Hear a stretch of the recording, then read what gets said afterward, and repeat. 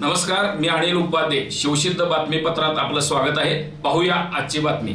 हातकणंगले तालुक्यातील हालोंडी इथं 31 जानेवारीपासून सहस्त्रनाम आराधना महामहोत्सव सुरू होणार असून ही पूजा विधी परमपूज्य आचार्य श्री सुयश गुप्तजी महाराज यांच्या पावन सानिध्यामध्ये संपन्न होते.